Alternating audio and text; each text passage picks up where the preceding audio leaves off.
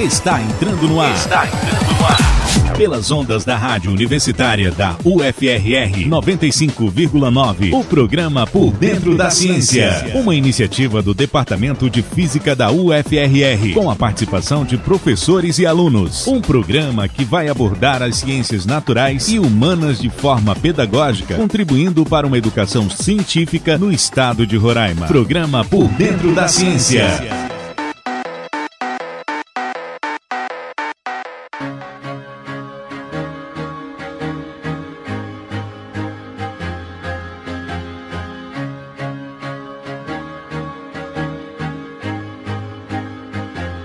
Bom dia, ouvintes, estamos no ar com o programa Por Dentro da Ciência. Estamos com vocês todas as terças, pelas ondas da 95.9 FM, Rádio Universitária. Na apresentação, eu, o professor Roberto Câmara, do Departamento de Física, juntamente com o professor Luiz Henrique, também do Departamento de Física. Bom dia, professor Luiz Henrique. Bom dia, meu caro, bom dia, ouvintes. No estúdio, temos o apoio na técnica de som do operador Leonardo Paixão. Também é aluno do nosso Departamento de Física. Na direção de programação, temos nosso amigo Felipe Reis, diretor do Núcleo de Rádio e TV Universitária. Hoje vamos conversar com o professor Fábio Wankler, do Departamento de Geologia da UFRR. Vamos tratar sobre geologia em Roraima, sobre o Graben Tacutu. Bom dia, professor Fábio, bem-vindo ao programa Por Dentro da Ciência. Queria agradecer você, Roberto e Luiz, pela oportunidade de a gente estar falando um pouco sobre o trabalho que a gente faz lá no Instituto, né, em termos de pesquisa em geologia. Professor, e como é que o senhor chegou ao seu trabalho? Como é que foi sua carreira acadêmica, profissional? Fala um pouco pra gente. Bom, eu sou formado em Geologia pela Universidade Federal do Rio Grande do Sul, tá? E nessa época que eu me formei, foi no período do governo FHC, então fui por dentro das oportunidades procurando um espaço de trabalho. Aí surgiu a oportunidade de eu ser professor do curso de Geografia da Universidade Federal de Roraima, em que lá eu fui professor da disciplina de Paleontologia, de Geologia Geral, inclusive algumas disciplinas do curso. Vamos passar aqui mesmo na universidade, eu comecei minha formação acadêmica, eu fiz mestrado. O senhor já era professor quando fez o mestrado? Eu já era professor da universidade quando era mestrado, né? O meu mestrado eu fiz aqui na região do Uramutã, né? Eu trabalhei com os depósitos de Você fez aonde, Fábio, o mestrado? Em qual instituição e qual foi o tema que você abordou no mestrado? Eu, quando fui fazer o meu mestrado, eu fiz na Universidade do Vale do Rio dos Sinos, a Unicinos, no Rio Grande do Sul. Eu fiz esse projeto dentro de um grande projeto, que era um projeto chamado PADCT3, que era financiado pelo FINEP, em que eles desenvolviam estudos de reservatórios em várias partes do Brasil. Então, existiam 5 grandes projetos. Um dos projetos foi exatamente trabalhar com a formação das formações que existiam na região ali do Uramutã, pensando nelas numa lógica de caracterização dos reservatórios. No foco, a parte, por exemplo, de depósitos de diamantes. Então, meu mestrado basicamente buscava uma forma mais inteligente, mais racional de tentar aproveitar esse recurso mineral na área, né? Passou esse mestrado, o pessoal gostou muito do desenvolvimento da metodologia e resolveu querer que eu desse continuidade no doutorado lá mesmo. Só que, na realidade, por conta dos custos, eu acabei fazendo esse trabalho na região de Santa Maria, porque existia um problema em termos Santa Maria do Boiaçu? Santa Maria no Rio Grande do Sul, tá bom? Eu queria continuar aqui em Roraima, mas aí é a grande dificuldade que a gente trabalha com ciência na Amazônia, né? Para você desenvolver trabalhos aqui, você necessita captação de recursos. Muitas vezes os recursos são muito difíceis. No caso deles, eles conseguiram financiamento lá dentro mesmo, na própria Unicinos, e eu conseguia fazer meus trabalhos de campo lá. Mas a metodologia que eu acabei desenvolvendo, eu acabei trazendo junto para cá e eu aplico dentro dos estudos, inclusive aqui na região do Graben do Tacutu mesmo. Você trabalhou com estudo de aquíferos no mestrado. Qual foi a técnica que você usou, que você desenvolve e traz para cá?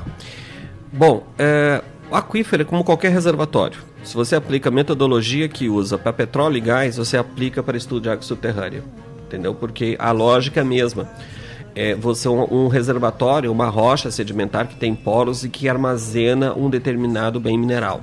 No caso, tanto fluidos de petróleo quanto gás, eles fluem pelos mesmos padrões de permeabilidade que existe, que é a água subterrânea. Então, a técnica em si que eu desenvolvi lá era para água subterrânea, mas utilizando uma metodologia que já era aplicada em reservatório de petróleo. Eu peguei a mesma metodologia e trouxe para cá, dentro da mesma lógica. Considerando ainda que o Gabi do Tacutu tem dois viés, né? Você tem a questão da água subterrânea, o Gabi do Tacutu tem um dos melhores reservatórios do estado, tanto que a gente usufrui dele, né? Uma questão aqui na Amazônia que boa parte da água subterrânea é a fonte principal de água para a maior parte das cidades amazônicas. E a outra questão é que também essa mesma rocha tem esse potencial com gás e petróleo. Então, na realidade, esse estudo, na realidade, premia esses dois lados que eu tenho desenvolvido ao longo do tempo. Fábio, duas perguntas. Assim, ainda não ficou claro para mim qual foi, digamos assim, o direcionamento do teu trabalho. Você estudou os reservatórios, mas pensando em que? Era ciência básica? Era alguma ciência mais aplicada? Isso é uma pergunta.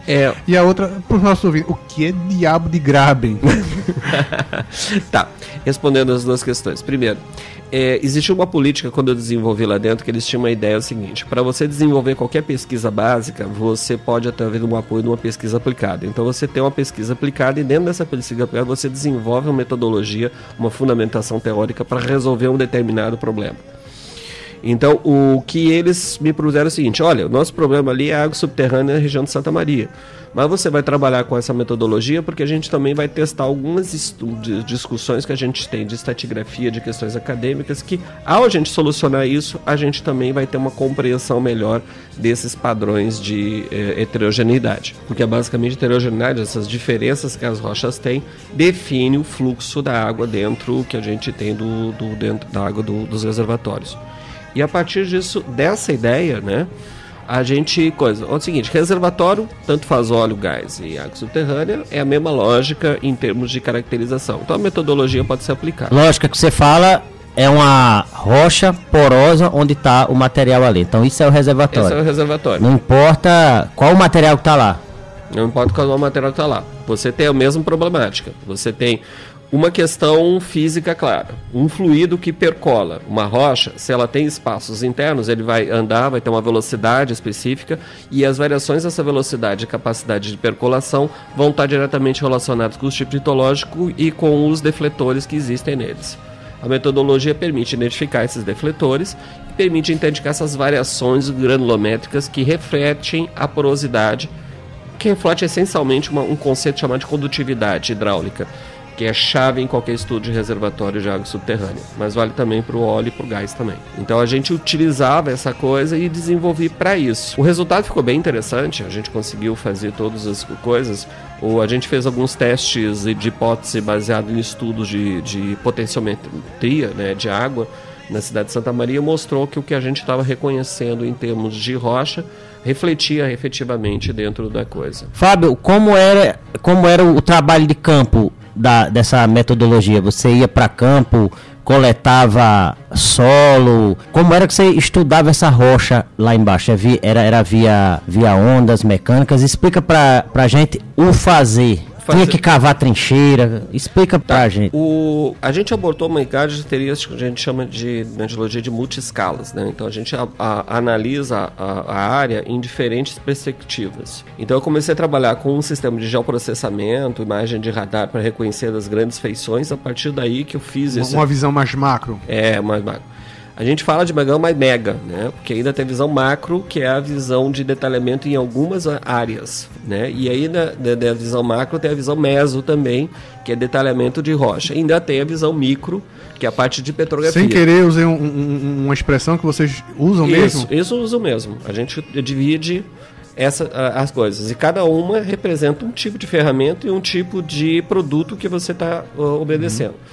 A lógica de você trabalhar em multi-escala é que você junta todos esses produtos na análise. Então a gente pega cada um desses produtos e quando a gente termina de fazer a análise, a gente considera isso como um todo para a gente conseguir compreender a rocha em si ou o comportamento que a gente quer estudar. Diferente dos outros trabalhos anteriores, da ideia de que você trabalhava especificamente com alguma abordagem, né? Claro, você tinha um produto, mas esse produto não podia explicar outras coisas. Mas quando você trabalha tudo isso junto, você consegue um resultado bem mais interessante, né? Mas deixa eu dar uma de advogado do diabo. Ao mesmo tempo, você não acaba tendo resultados mais, digamos assim, superficiais, mais genéricos, quando você tem uma coisa muito grande? Aí que está uma coisa interessante. A escala permite uma determinada visão, né? A gente tem que respeitar, por exemplo, quando eu estou trabalhando com imagem de satélite, né? O que mais satélite pode me dar ou imagem de radar? Grandes feições. Que se eu vou no campo, eu vou passar em cima e nem vou ver ela direito.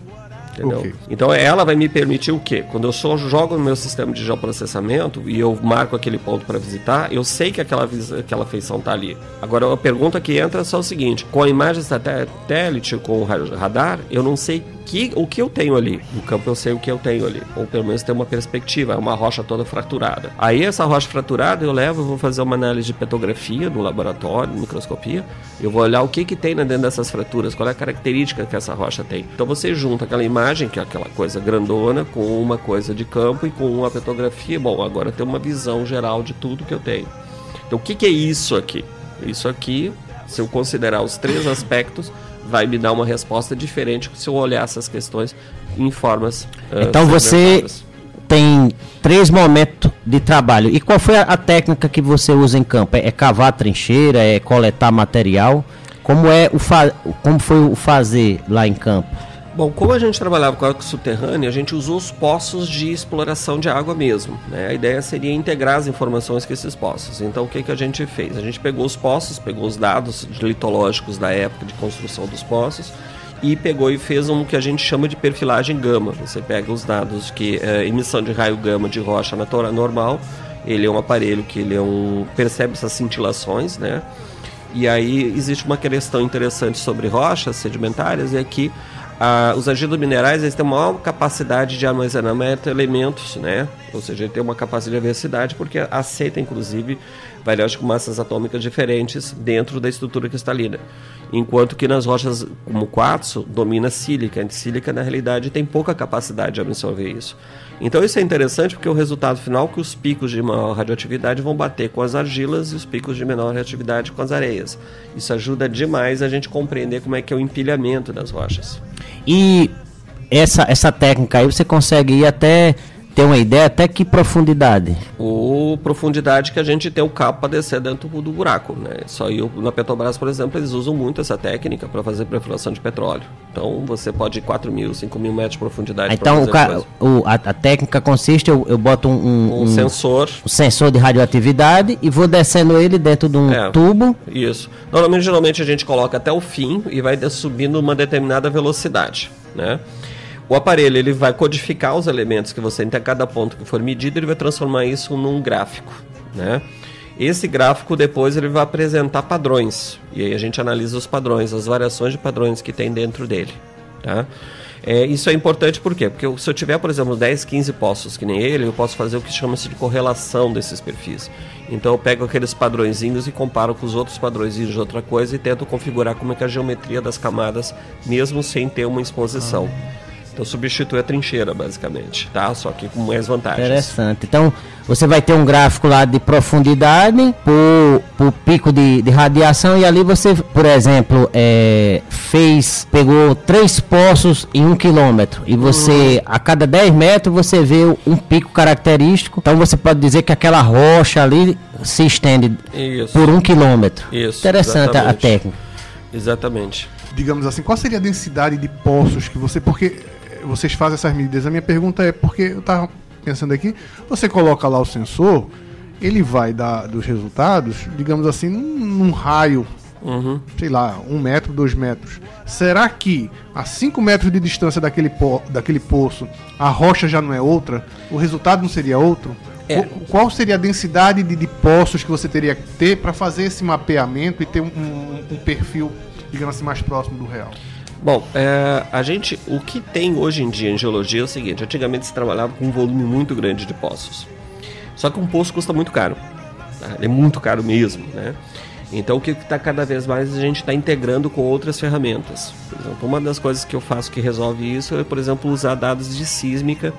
No caso, a Unicinos tinha um aparelho que era o GPR, que era um sonar, né, de baixa profundidade.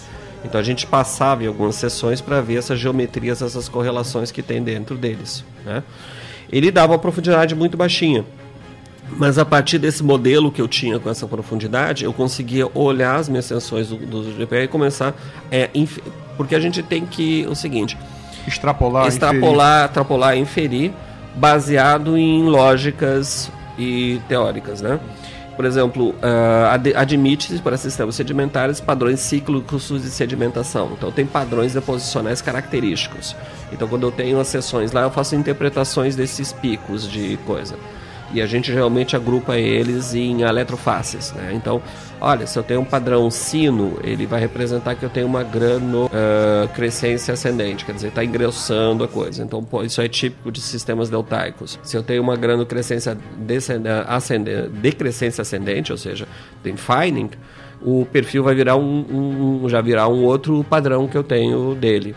E aí, a partir disso, eu vou reconhecer que aquela área ali ele já representa um ciclo mais com características fluviais. Assim por diante. Fábio, você faz uma técnica que eu vou chamar de intrusiva. Você vai ao campo, coleta material, isso, faz medida em loco. Essas técnicas que a gente já tem hoje de satélite, eles já são sensíveis o suficiente para eu saber o que é que tem nessas camadas, quer dizer, sem eu precisar ir a campo fazer isso, e é confiável? Uhum.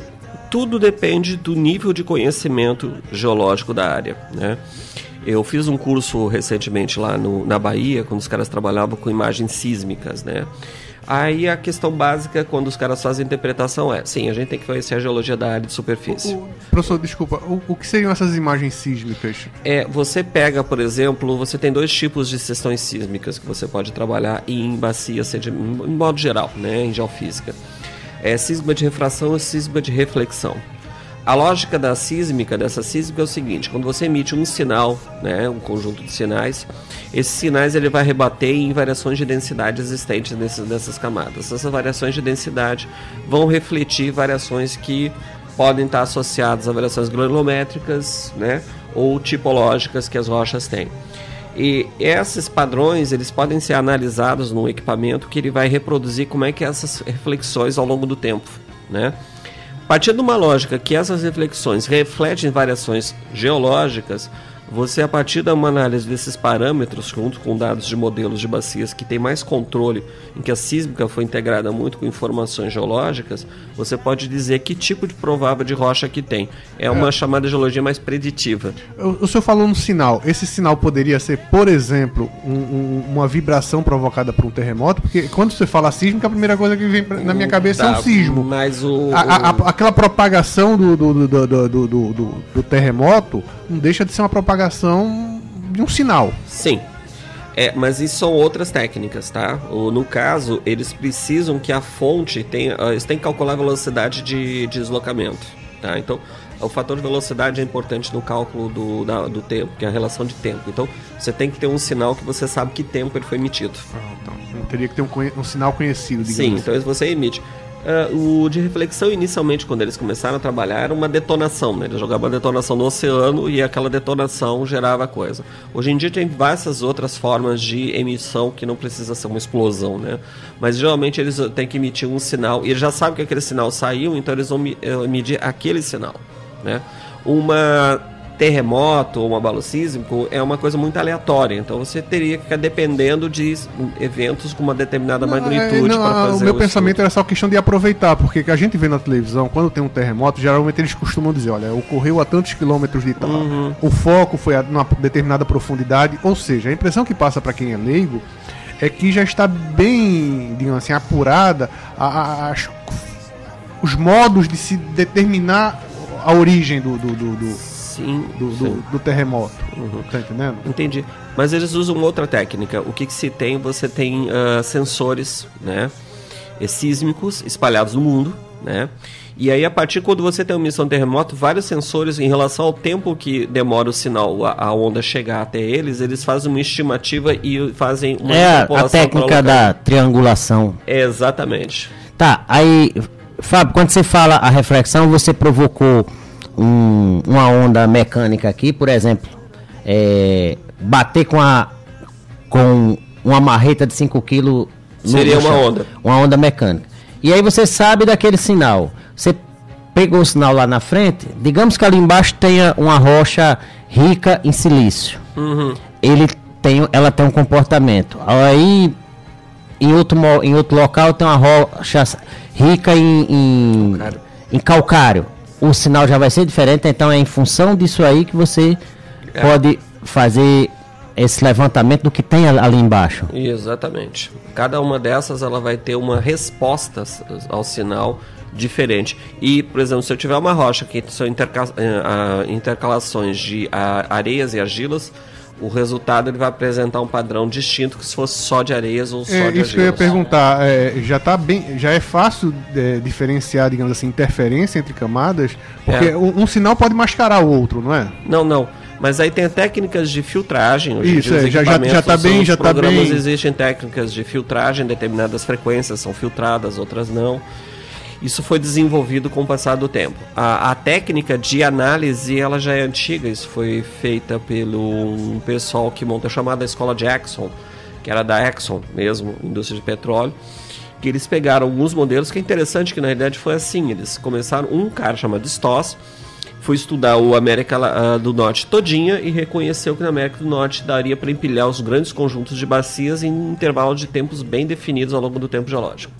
E cada um deles era separados por descontinuidades, falta de registros grandes, né?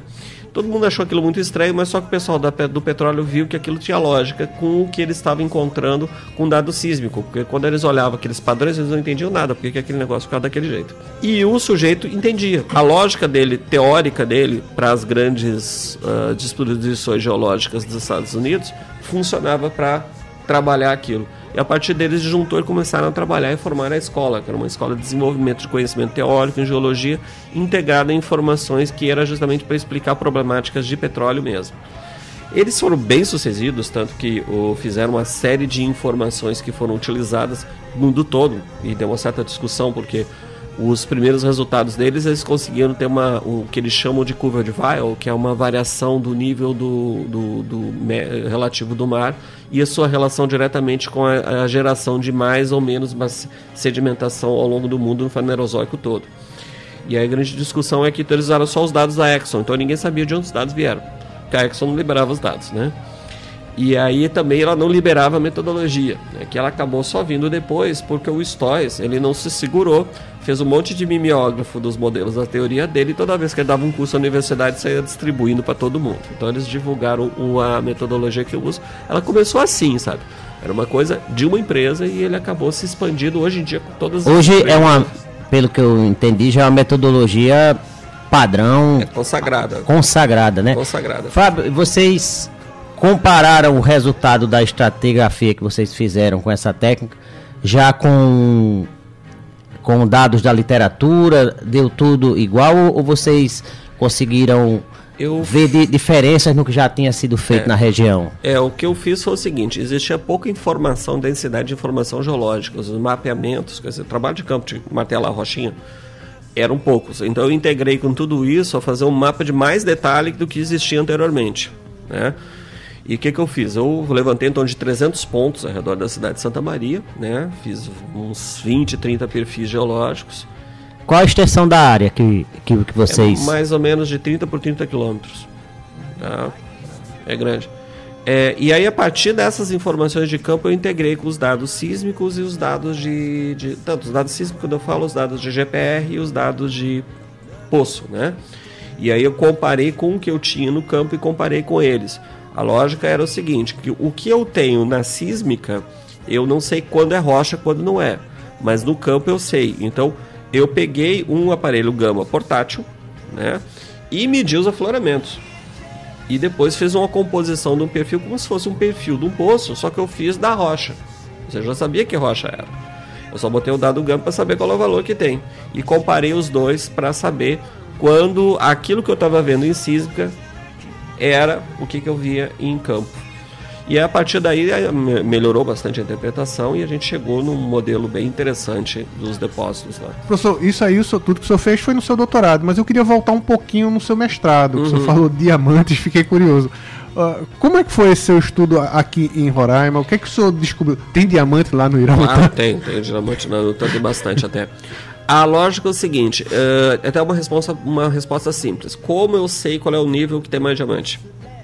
E a partir disso, como a gente pode diferir qual é o custo para explorar ele, sabendo que a gente identifica o nível. O diamante, na realidade, ele é muito escasso, tá? Então ele é muito difícil de achar. Então o que a gente faz que nem os garimpeiros fazem. Vamos atrás das pretinhas, que são minerais pesados que geralmente se depositam junto deles. Então o que eu fiz? Eu peguei a mesma metodologia, com GPR e tudo, levei um GPR lá para cima, né? Inclusive um de seção de 12.5 MHz, que a Era tinha uma antena de 4 metros de largura, deu um trabalho danado para levar naqueles morros todos. E a gente fez as sessões e fez as inscrições de campo, né? Só que aí a gente, na petrografia, a gente coletou nos níveis que a gente considerava mais potenciais de cascalho, para ver onde é que você tinha maior concentração de pesados. A lógica é o seguinte: quanto mais concentração de pesados, a taxa de sucesso de encontrar diamante é maior. E aí a gente fez e correlacionou com a metodologia. O que é a metodologia? A metodologia previa que tal nível... Qual é a composição desses pesados aí? A gente vê muito lá no Tepequém, no cascalho. Qual é a composição daquela rocha? Com aquela rocha pretinha? Isso. Tá. Você basicamente na rocha das cachoeiras... Esse não é o Kimberlito não, né? Não, o Kimberlito não. O Kimberlito é uma rocha ultramáfica, tá? Que é formada através de atividade vulcânica, geralmente um cone vulcânico. Nós temos aqui no estado Kimberlitos ali na região do Oceano do Repartimento. Só que onde a gente sabe, a gente não encontrou diamante associado a eles especificamente. Os diamantes de Roraima, eles devem ter sido de Kimberlitos que nem existem mais. Inclusive a teoria seria que no tempo que a parte da costa americana, na costa leste, toda da Flórida, estava encostada aqui na parte ao norte aqui da América do Sul. Então isso aí foi antes da abertura do Gondwana, né? A gente estava falando do rompimento do Pangeia. Quantos milhões de anos atrás? Os 250? Falando, tá mais. Mais ainda? Uns 300 milhões, 400 milhões. Essas rochas provavelmente se formaram no Mesoproterozoico para formar os diamantes de Roraima. Então a gente está falando de 1,4 a 1,2 bilhões de anos na formação das rochas, na formação do supergrupo Roraima. Elas lá estão cheias dessas coisinhas escuras. Essas coisinhas escuras são minerais, a gente tem a maior parte deles. A gente está vendo são hematitas, que são com a composição de F2O3, né? Que é um mineral pesado bastante comum, né? Também deve ter magnetita, que é bastante comum também de encontrar. A diferença das duas é a suscetibilidade magnética, uma é mais atraída pelo ímã que a outra. E a gente tem as ilmenitas, que é uma versão de óxido de ferro, mas com titânio, que são os três principais que você vai encontrar dentro desses depósitos. A hematita é a mais comum que tem ali no Tepequém, tá? Mas outras duas também ocorrem. Então são bastante comuns. Mas a hematita tem mais. Eu fiz até um trabalho no Libs lá de vocês lá, estudando elas lá no Cachoeira do Cabo Sobral. Tá, e aí lá no Iramutã você associa também, vocês vão nessa região que tem mais cascalho, né? E aí vocês conseguem observar alguma formação, algum aparecimento de diamante? Explica mais um pouco o resultado de vocês lá no Iramutã. Do Iramutã a gente chegou à conclusão simples. As níveis que você vai ter mais diamante estão associados com as grandes enchentes do passado. Então toda vez que você tinha uma grande enchente que formava um canal novo, a base desse canal era o local de maior possibilidade de ter diamantes. Isso funcionou bem numa lógica que, comparado com a literatura, por exemplo, teve um levantamento na região da Serra Leoa, que os caras fizeram um levantamento e eles concluíram que os níveis cascalhosos diamantíferos estão sempre associados aos períodos das grandes enchentes na região de Serra Leoa. Então, por quê? É o fluxo, é a questão de dinâmica de fluxo, é a questão de mobilidade de sedimentos, né? E principalmente o sistema de episódicos da deposição. Como você movimenta muita coisa ao mesmo tempo num determinado momento, o cascalho depositado dele, ele vai conseguir ter um nível de amostragem melhor do que aquele que você vai formando com o tempo, devagar com o tempo, que ele basicamente é o retrabalhamento daquilo que já existe. Então, com o retrabalhamento que já existe, você diminui a densidade de diamantes prováveis nos cascalhos. Agora esse daí ele vai trazer um volume, porque ele remobiliza não só os que estão lá da fonte, como ainda todo mundo que estava ali depositado. Então, na verdade, são vários processos. E qual seria a profundidade que vocês estimaram do diamante ali no Iramutã, Fábio? O diamante Deixa eu só complementar, Fábio, a pergunta do Roberto, porque a minha pergunta vai mais para o lado da exploração econômica. Isso. Os resultados que vocês obtiveram permitem, de certa forma, um possível... tá faltando a palavra... uma exploração econômica. Produto viável para a gente trabalhar. Vocês olharam alguma coisa nesse sentido? Olha, a gente não chegou a transformar isso num modelo de produção, porque o Iramutã, na realidade, era um sistema de extração de minério bastante artesanal, né? Então você não tinha uma empresa lá para você tentar desenvolver, porque depois que você forma um produto, você tem que testar ele de alguma forma ou conseguir alguém que esteja a fim de ver se aquilo lá é possível fazer um processo produtivo razoável. Então isso é uma questão importante. No nosso caso, a gente estava desenvolvendo um equipamento que era novo, o GPR na época, tinha 3 GPRs no Brasil, né? Então a gente estava trabalhando isso com uma coisa relativamente muito nova. E a metodologia que a gente estava fazendo, na realidade, a gente está desenvolvendo a própria metodologia em situações de contextos diferentes, né? Então nunca chegamos aí, passado uma segunda fase. Ok, a gente viu que esse negócio funciona. Agora vamos pegar, de repente, um depósito que a gente tem, que a gente quer calcular. Evidentemente que a metodologia diz o seguinte: isso é possível sim. Um GPR você pode fazer o levantamento. Se você sabe em que nível que o cascalho mais provável está, ele pode me dar um mapa desse cascalho e uma extensão que esse cascalho ocorre. A partir disso, em termos de que a gente sabe da profundidade lateral de extensão, a gente passa para o que a gente chama de cubagem, ou seja, calcular a área disponível, e aí a gente vai ver o custo, por exemplo, quanto de combustível e equipamento para eu tirar a parte estéril e quanto de depósito efetivamente eu posso tirar. E se eu tenho aí entra uma outra técnica de avaliação de jazida, quer dizer, o volume de diamante por tonelada que eu tenho ali, se esse volume de diamante tonelada pagaria o custo para você desenvolver o trabalho. Então isso já é uma outra história, né, que vem depois quando a gente mede. Agora a metodologia em si funciona, tá? Isso não tem nenhum problema. Alguém ou vocês testaram essa metodologia em outras áreas? A gente trabalhou com carvão, a gente trabalhou em áreas com características, um modelo tipo reservatório de petróleo. A gente trabalhou com uma área que era com caracterização de sistema de gás e outra com diamante. Os métodos eles acabaram não fundindo como produtos de pesquisa, mas acabaram, na realidade, a universidade sofreu porque a Petrobras gostou bastante dos resultados e eles começaram a querer usar essas metodologias num modelo que a gente chama de modelos análogos, que é o seguinte: você tem um reservatório, né, em que a gente tem pouco conhecimento de geologia. Por quê? Porque o poço é caro. Então vamos mandar esses caras usar essa metodologia, que é funcional, para estudar as partes expostas às rochas, porque com o modelo que eles desenvolvem eu posso prever qual é a rocha que tem ali. Ou seja, você diminui o custo de produção e ao mesmo tempo está aplicando num reservatório que a gente já aceita e já sabe que tem potencial econômico. E com a técnica nova e com a metodologia nova. A gente está aqui na 95.9 FM com o programa Por Dentro da Ciência. Hoje estamos conversando com o professor Fábio Wankler, do Departamento de Geologia da UFRR, conversando sobre geologia de Roraima, diamantes, o Graben Tacutu. Fábio, a profundidade que vocês levantaram podia estar esse diamante, você esqueceu de comentar. Você lembra?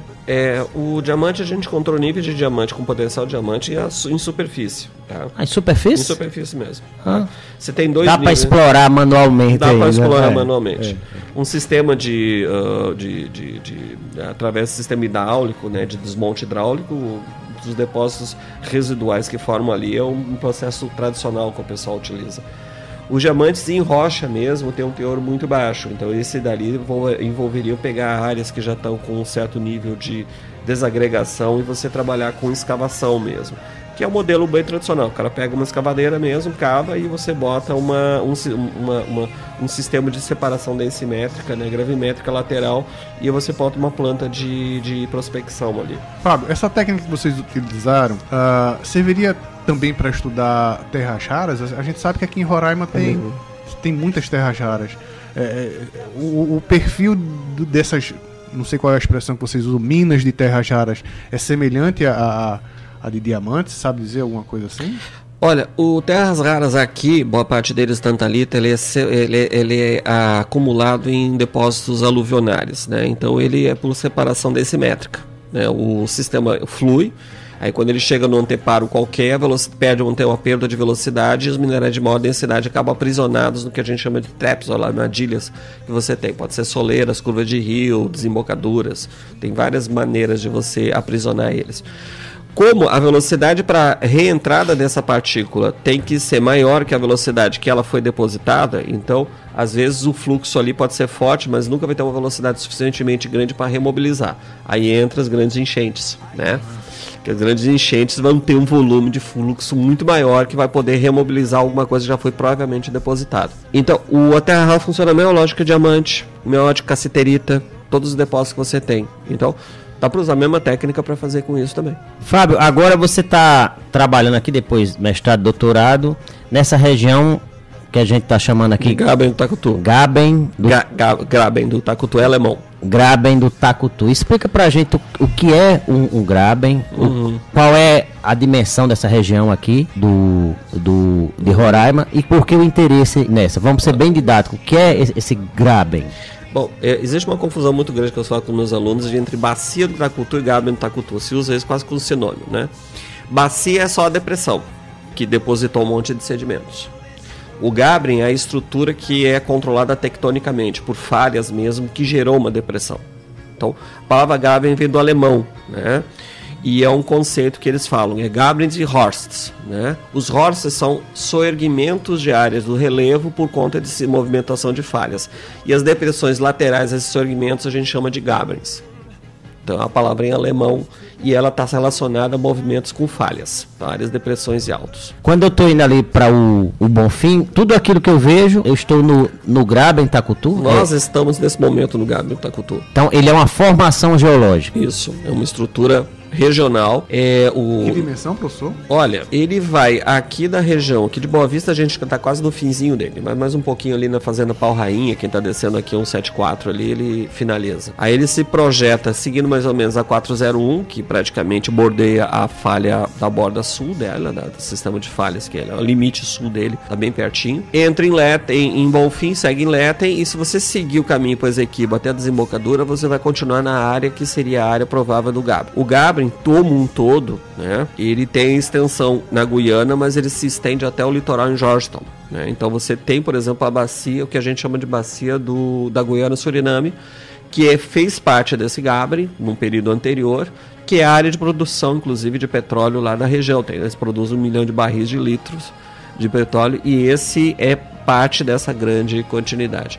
Ele atravessa na Guiana mais ou menos quase norte e sul, e ele faz uma inflexão para dentro de Roraima, tá?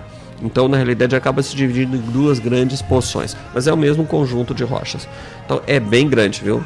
A região, pode ser uma coisa, nós estamos falando de 2 milhões de quilômetros quadrados. Bem grande. E, Fábio, a gente já teve aqui entrevistando o Reinaldo Imbrósio, o Estélio, lá do seu departamento. E eu lembro que é comum a gente, quando está falando, o pessoal da agronomia também, falar da formação Boa Vista. Qual é a diferença, o que é formação Boa Vista, o que é Graben Tacutu? Tenta ser didático para explicar para os nossos ouvintes, quando eles leem isso, o que é a formação Boa Vista.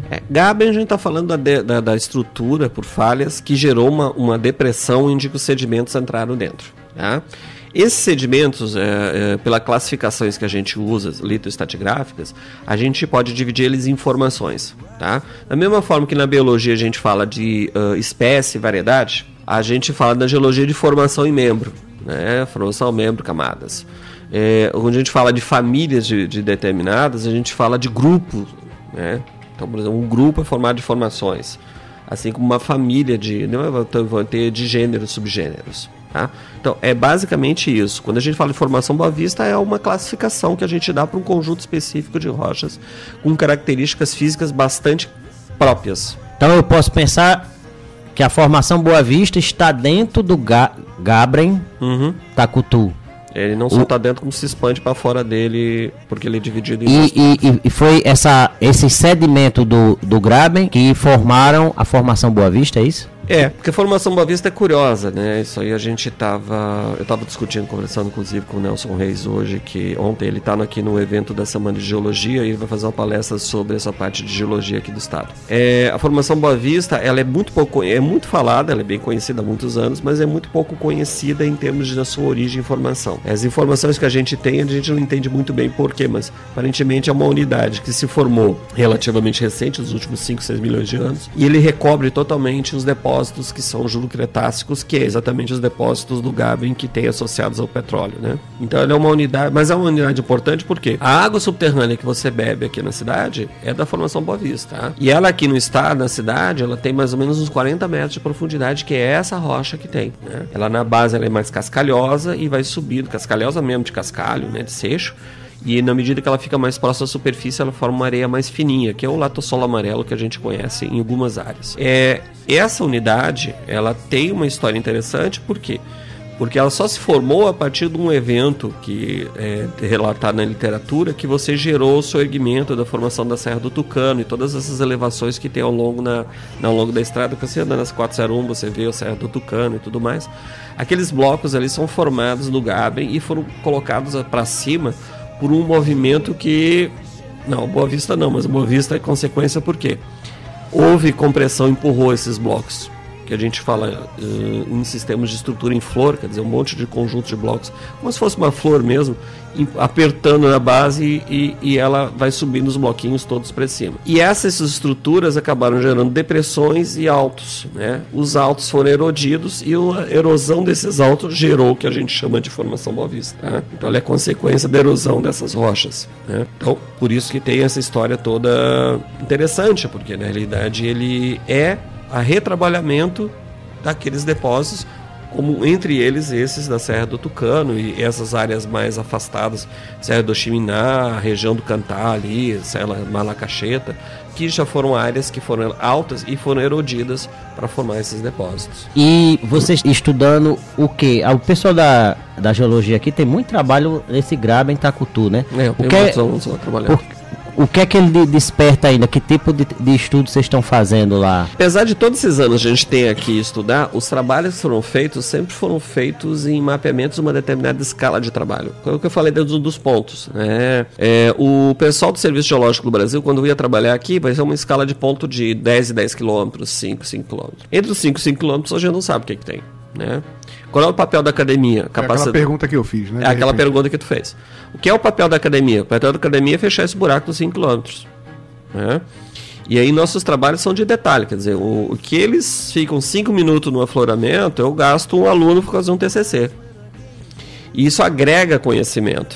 Né? Então, como agrega conhecimento, o meu trabalho hoje em dia para trabalhar com os alunos é esse. Eu trabalho no Gabbing do Tacutu desde 2007, 2008. Nesse longo período que a gente tem de 11 anos, eu orientei lá um monte de gente e mesmo coletei um monte de informações. A informação que a gente tem por conta disso é muito maior do que tinha antes.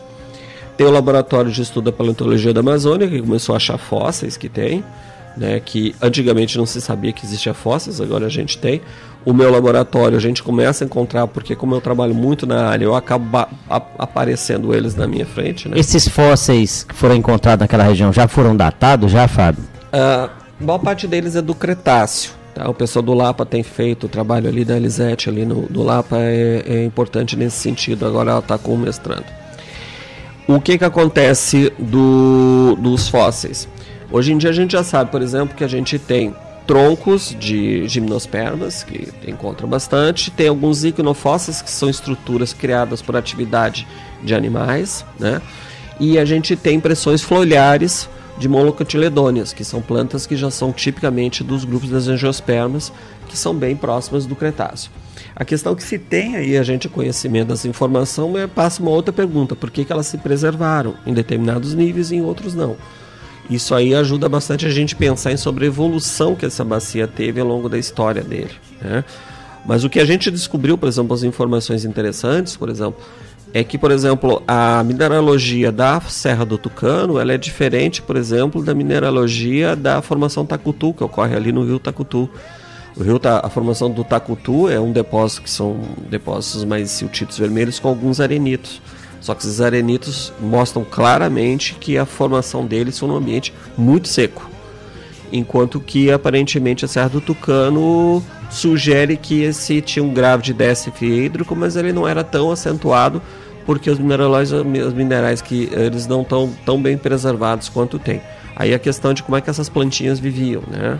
Ô Fábio, você usou agora, alguns segundos atrás, a expressão evolução. Uhum. Esses sistemas que você está estudando ainda estão evoluindo? é possível visualizar essa evolução? Existe algum fenômeno atual que você diga, olha, com certeza isso daqui a 1 milhão de anos vai dar algum resultado? Bom, você precisa o seguinte, a gente aplica o princípio do atualismo, né? É um dos princípios da geologia, presente é a chave do passado. Então a gente admite que processos que a gente está vendo atualmente podem ser usados para conseguir fazer explicações de evidências geológicas que a gente tem no passado. A gente, dentro dessa lógica, existem alguns processos que estão atuantes hoje em dia aqui no Gabriel, são de modelado do relevo, né? Formação do sistema de canais de rios e tudo mais. Esses materiais, a coisa. O Gabriel do Tacutu ainda continua sendo uma importante estruturação para controlar a rede de drenagem local. Tanto que os principais drenagens que tem aqui aproveitam o sistema de falhas do Gabriel, tá? E as fontes de sedimentação que você encontra, eles estão associados, literalmente associados a sedimentos da erosão dessas áreas elevadas que eu falei anteriormente, tá? Então, na realidade, o sistema é muito complexo, né? Bem mais complexo que tem. Ele está sempre evoluindo, na realidade, como você pensou, mas a evolução passa por determinados momentos em que as condições deposicionais vão mudando. Mas é exatamente isso. Assim, existe algum fenômeno, digamos assim, que seja mais... Porque quando a gente fala de geologia, a escala de tempo é sempre de milhões de anos. Né? E eu fico imaginando você falando, não, esse depósito, não sei o que. Eu fico imaginando um fenômeno meio que cataclísmico, ou seja, uma grande enchente, tá entendendo? Um rompimento de uma barragem de Mariana que de certa forma depositou ali uma camada de sedimentos.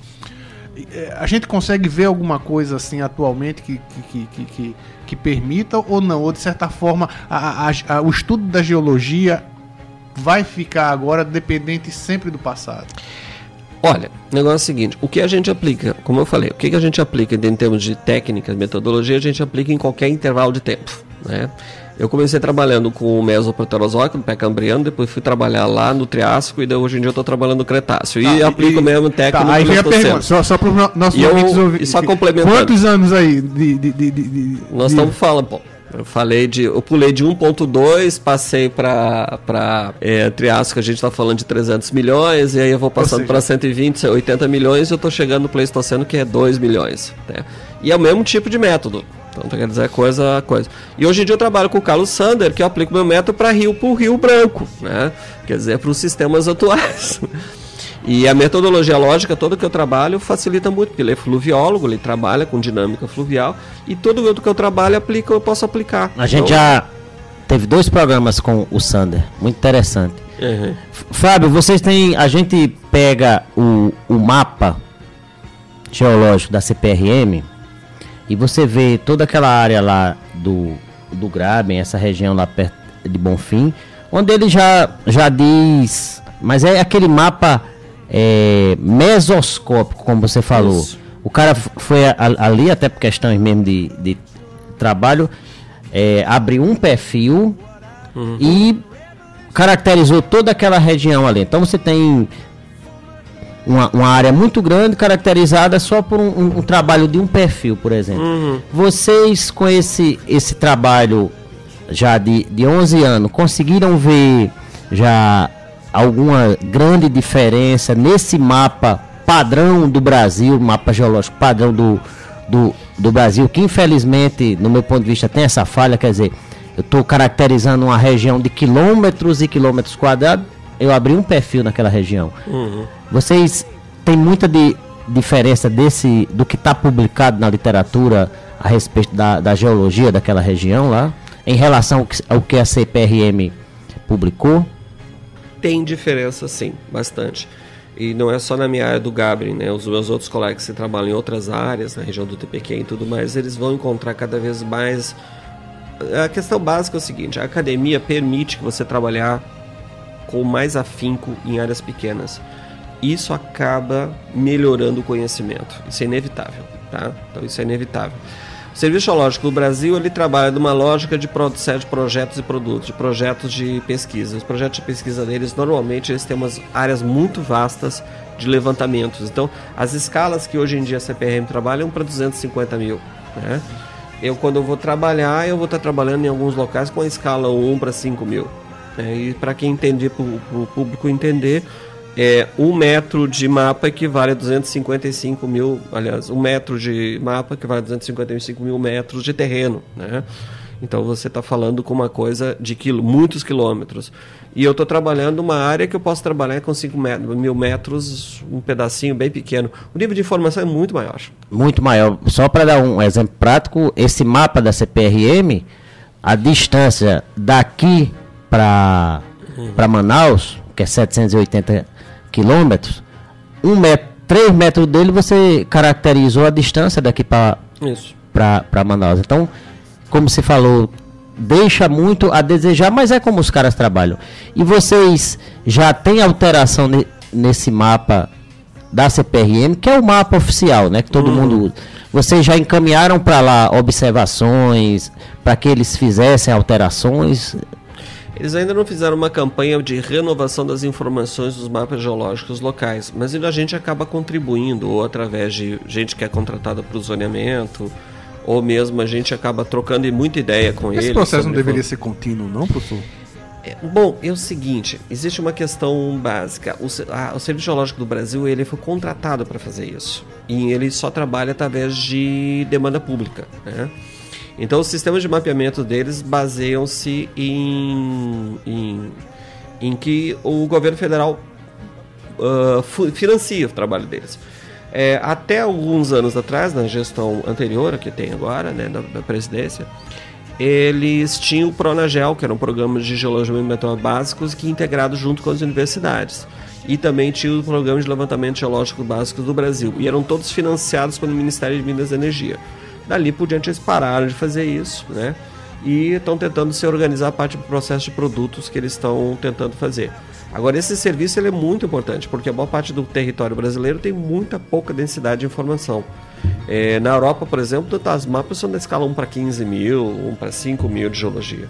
Aqui, o mapa mais detalhado que eu conheço é 1 para 100 mil. Fábio, qual é a característica que você podia apontar que chama mais atenção desse levantamento que vocês fizeram aí de 11 anos de estudo desse Graben, que chama a atenção, que diferencia ele de outras regiões geológicas do Brasil? Quais características chamam mais atenção dessa? Bom, tem duas questões acho que interessantes. É o tempo dele, né? Ele é do Jurássico e do Cretáceo. A maior parte das bacias brasileiras petrolíferas são mais novas. Esse ele é mais antigo.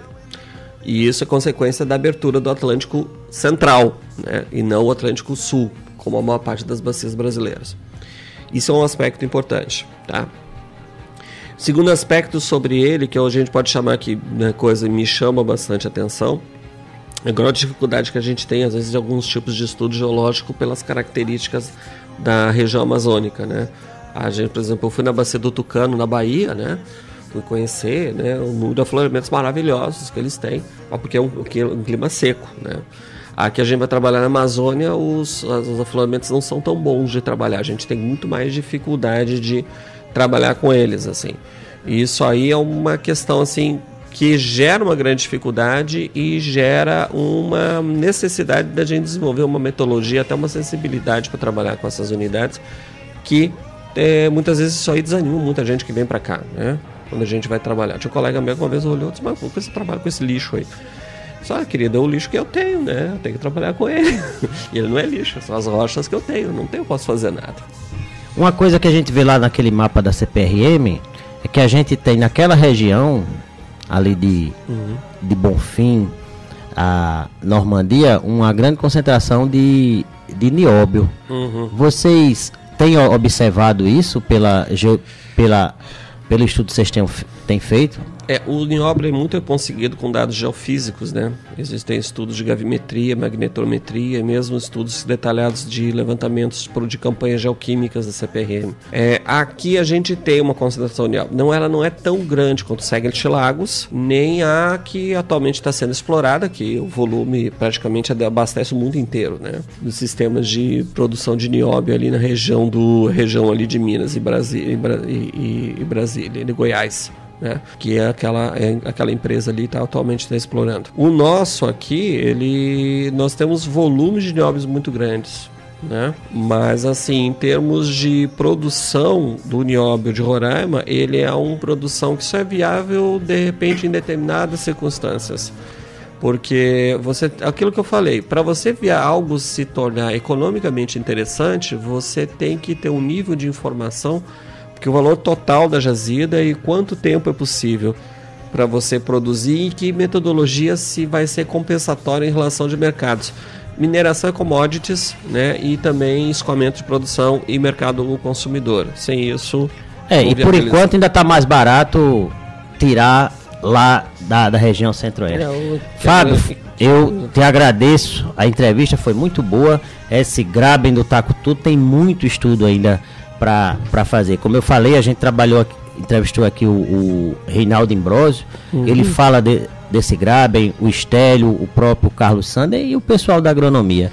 Agradeço a você ter aceitado o convite. Muito bom o programa. Eu que agradeço a oportunidade para estar divulgando o trabalho que a gente tem lá no curso de Geologia com vocês. Obrigado, professor. Agradecemos também os ouvintes por estarem com a gente aqui na 95.9 FM Universitária. E contamos com vocês na próxima terça-feira, às 10 horas, aqui no programa Por Dentro da Ciência, levando um pouco de educação científica para a sociedade roraimense. Até lá!